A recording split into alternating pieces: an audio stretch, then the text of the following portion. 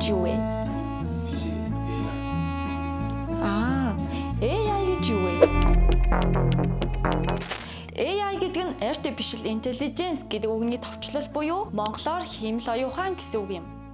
Хиймэл оюун ухаан гэдэг нь хүний оюун ухааныг дуурайж бодох, суралцах, шийдвэр гаргах чадварыг компьютер болон бусад төхөөрөмжөнд олгох технологи юм а. AI хэрхэн ажилладаг вэ? AI нь мэдээлэл цуглуулах, анализ хийх, суралцах, шийдвэр гаргах гэсэн үе шатуудаар ажилладаг байх нь. Хиймэл оюун ухааны эрсдэлтэй зүйлүүдийг хүрхэн зүйтэй байх. Хиймэл оюун ухаан нь датануудыг ашиглан тасралтгүй хөгжиж байдаг. AI ашиглан нүүр царайгаа хувиргаад өөр анимашн дүр бүтээгээд түүнд хүмүүс баярлдаг. Саяхан хүмүүс өөрсдийн зураг ChatGPT ашиглан гиплийн маягаар хувирган цахим орчинд тавиадсан.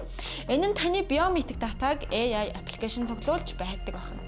Бидний утас банкны аппликейшн нүүр царайгаар нээгддэг шиг таны нууц мэдээллүүд, банкны гүйцэтгэлгэнүүд нүүр царайгаар нээгдэх үед маш том эрсдэл дагуулж байгаа юм. Та ямар нэгэн AI ашиглахдаа өөрийн хувийн мэдээлэл болон биометрик датагаа хамгаалаарай.